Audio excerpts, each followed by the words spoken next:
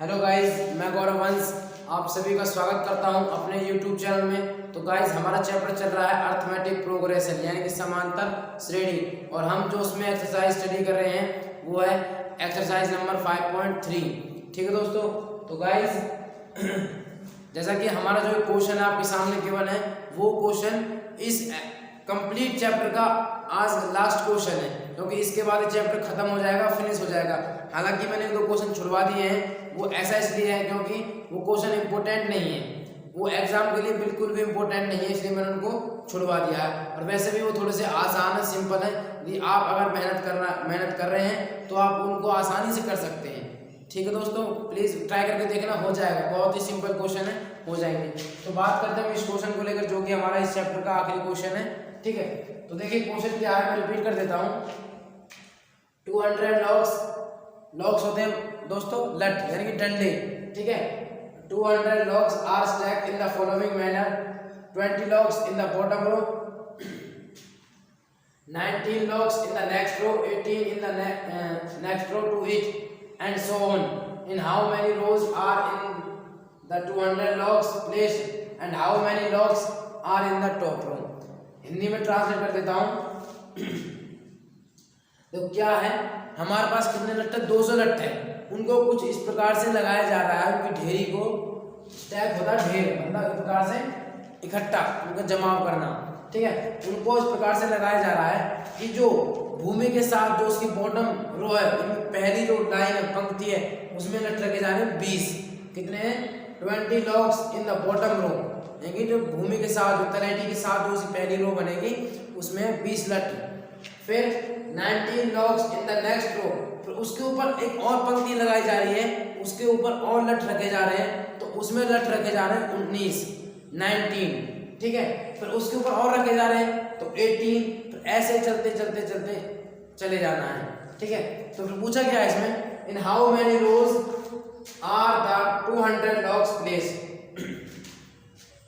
तो उन 200 लट्ठों को उनका स्टेक करने के लिए, उनका ढेरी बनाने के लिए हमें कितनी पंक्तियों की जरूरत पड़ेगी, कितनी हमें लाइन हमें बनानी पड़ेगी। ठीक है, and how many logs are in the top row, और जो सबसे ऊपर वाली पंक्ति होगी, जो रो होगी, उसमें कुल कितने लट रखे जा रहे हैं, ये हमें इस क्वेश्चन में बताना है।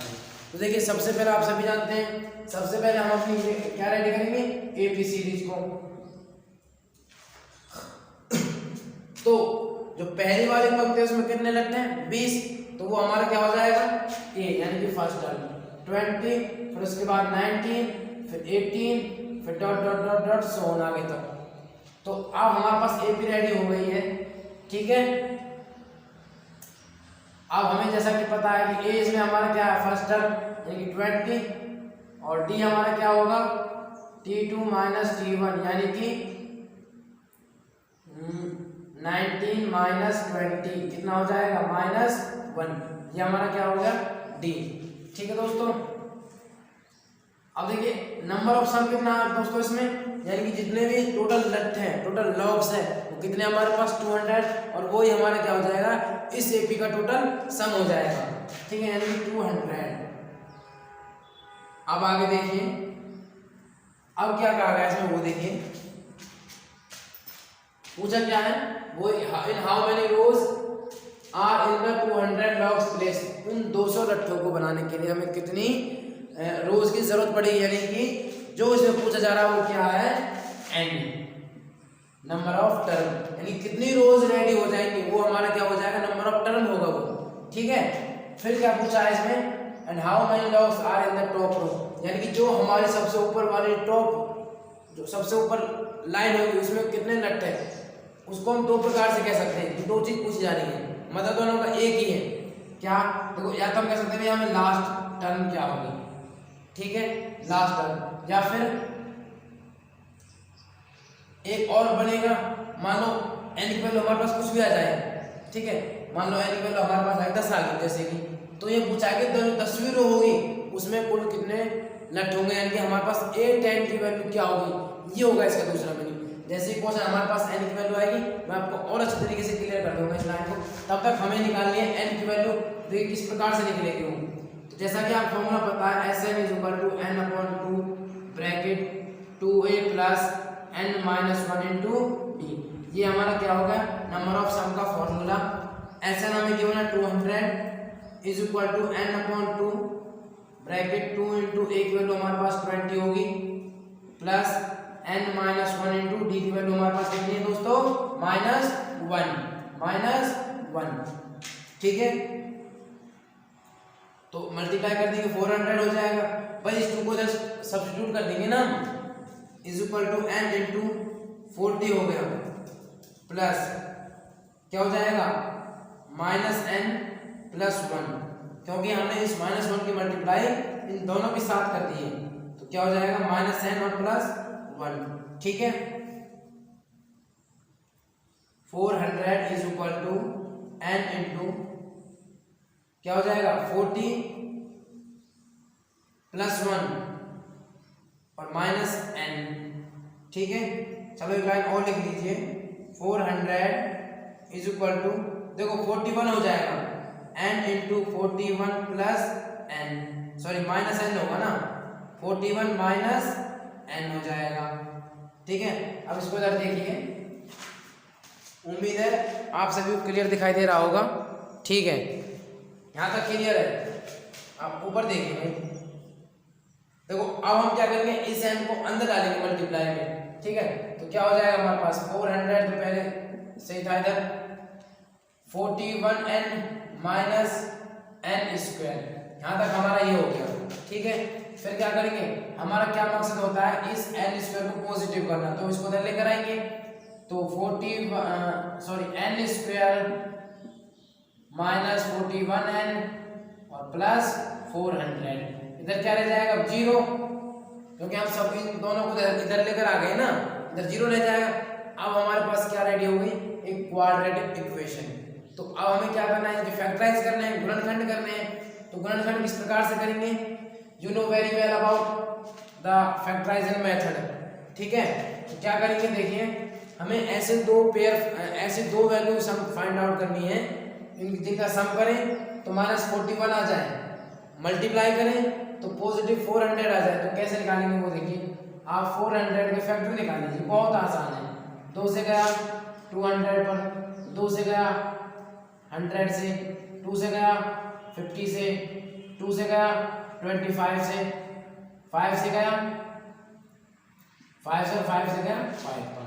देखिए 2 दूनी 4, दूनी 8, दूनी 16 और 5 पंजे 25, तो 16 और 25 मल्टीप्लाई। तो देखो ऑब्वियसली मल्टीप्लाई तो आएगी इक्वल इसकी, लेकिन हमें ऐसा देखना है क्या इनका सम 41 हो रहा नहीं हो रहा। 5 और 6 11, 2 और 3 और 4 सही है, कितना आगे नहीं आ गया 41।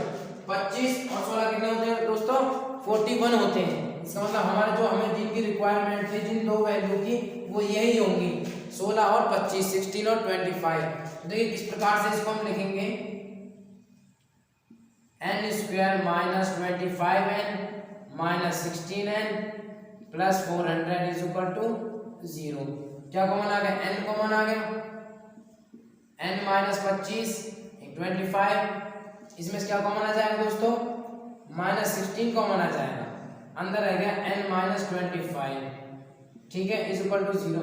अब आप देख रहे हैं इसमें से और इसमें से क्या कॉमन आ रहा है n माइनस 25 कॉमन आ रहा है, n माइनस 25, तो अंदर क्या रह जाएगा n माइनस 16। ठीक है, इज इक्वल टू 0। तो ये वैल्यू 0 के इक्वल है, ये भी 0 के इक्वल है, तो n की वैल्यू क्या आएगी यहाँ से 25 और n की वैल्यू क्या आएगी 16। अब समझने वाली बात ये है, अब हमारे पास दो वैल्यू आ रही है 25 भी और 16 भी, तो क्या इसका मतलब क्या दोनों सही है बच्चों, दोनों सही है दोस्तों, ये दोनों वैल्यू सही है, दोनों में से एक वैल्यू गलत है, और वो गलत कौन सी है ये हमें बताना है। ठीक है, और कैसे पहचानेंगे वो आप थोड़ा देखिए। देखो अगर हम n की वैल्यू 25 लेंगे, n की वैल्यू 25 लेंगे, तो आप सोच कर देखिए 20 19 18 17 16, यानी कि हमारे पास जो रो बनेगी ना तो 25 इसका अकॉर्डिंग 25 बननी चाहिए।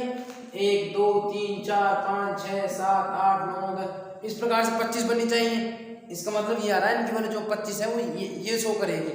कि इस प्रकार से 25 होनी चाहिए। तो आप सोच कर देखिए 20, 19, 18, 17, 16, 15, 14, 13, 12, तो एक प्रकार क्या आएगा कि वैल्यू माइनस तक पहुंच जाएंगी, क्योंकि 20 से स्टार्ट है तो 20 पे खत्म हो जाएगा। तो उसके बाद जो 25 जाना है ना हमें 25 के पास तक, तो जो 25 हम वहाँ पर हम क्या रखेंगे, हमारे पास कोई लट भी नहीं होंगे, लट खत्म हो जाएंगे हमारे पास। तो क्योंकि हमें तो सिर्फ 200 सम देखना है ना, तो इसका मतलब क्या है कि ये 25 हमारी वैल्यू करेक्ट नहीं है। हालांकि वैल्यू आ गई लेकिन ये हो नहीं सकता अकॉर्डिंग टू द क्वेश्चन। तो राइट का आंसर हमारा क्या होगा 16। ठीक है, तो देखिए n की वैल्यू हमारे पास क्या होगी 16 इज करेक्ट। अब आप उम्मीद है आप समझ गए होंगे कि 25 क्यों नहीं है। ठीक है, आई रिपीट मैं दोबारा कर देता हूं एक बार फिर से, अगर आपको कंफ्यूजन रह गई हो। देखो अगर हम n की वैल्यू 25 रखें यानी कि हमारे पास 25 रो बनेंगी लट्ठों की। प्रैक्टिकल करता हूं 1 2 3 4 5 6 7 8 9 10 11 12 13 14 15 16 17 18 19 20 21 22 23 24 25। इसके अकॉर्डिंग हमारे पास 25 लटके ढेर लग गए हैं। पहली रो में 20 19 18 17 16 15 14 13 12 11 10 9 8 7 6 5 4 3 2 1। अब ये हमारे पास कहाँ जाएंगी, ये रो कैसे शो हो गई इसमें, ये हमारे जो गड़बड़ कर रहा है कैलकुलेशन को, ये लट्ठे हो, ये n की वैल्यू हमारे पास गड़बड़ कर रही है 25 होने पर। तो इसका मतलब क्या है, ये जो आंसर आ रहा है हमारे पास ये नहीं हो सकता। उम्मीद है आपको मेरी बात अब समझ में आ गई होगी ये क्यों नहीं है n की वैल्यू 25। अगर हम 16 तक लेना तब, और वैसे भी जब इनका सम करेंगे ना 20 plus 19 plus 18 plus 17 plus 16 plus 14 तो 200 से ज्यादा हो जाएंगे। क्या हो जाएंगे 200 से ज्यादा। तो इसका मतलब क्या है, हमें ये वैल्यू नहीं लेनी है। हालांकि शो करना है, ऐसा नहीं कोई दिखाओगे नहीं, दिखा देना, लेकिन शो करना है। लेकिन अलग से एक और लाइन लिखना n is 16 और लिख देना n is 25 is not possible, is not possible, ये लाइन जरूर लिख देना। ठीक है दोस्तों, ठीक है। तो ये तो हो गया हमारे पास, पूछा था ना in how many rows are the 200 logs place, कि 200 लट्ठों को लगाने के लिए हमें कितने रो की जरूरत पड़ेगी। तो हमें कितनी की जरूरत पड़ रही है 16। कितनी दोस्तों 16।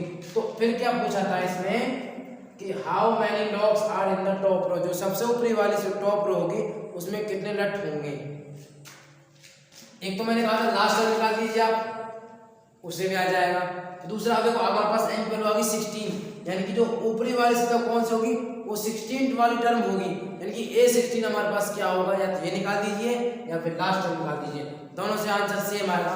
और हम दोनों से निकालेंगे आपके लिए, हम आपके लिए पूरी कोशिश करेंगे। तो a16 निकाल दीजिए आप, यानी कि a प्लस 15d, ठीक है। और एक वैल्यू हमारे पास 20 प्लस 15 और 15 इंटू डी की वैल्यू हमारे पास -1, तो 20 प्लस 15 माइनस 1 कितना हो गए -15 और कितना आ जाएगा 5, यानी कि जो सबसे ऊपरी वाली टॉप रो होगी उसमें होंगे 5 लट, यानी कि 5 लॉग्स। ये हो गया इस प्रकार से। और एक देखिए n is equal to a plus n minus 1 into D,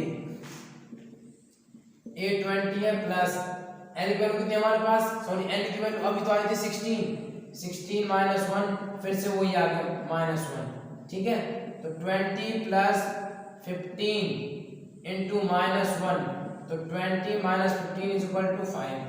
तो आप लोग देख रहे हैं कि दोनों से हमारा क्या आ रहा है 5 आ रहा है, 5 आंसर आ रहा है। तो इसका मतलब क्या है, जो टॉप रो होगी उसमें 5 लट रखे जाएंगे।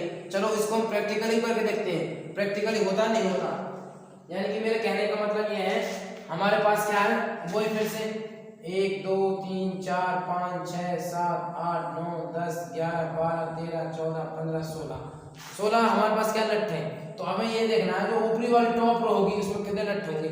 आप सभी जानते हैं इसमें 20 हो गए, इसमें 19, इसमें 18, इसमें 17, इसमें 16, इसमें 15, इसमें 14, इसमें 13, इसमें 12, इसमें 11, इसमें 10, इसमें 9, इसमें 8, इसमें 7, इसमें 6 और इसमें 5।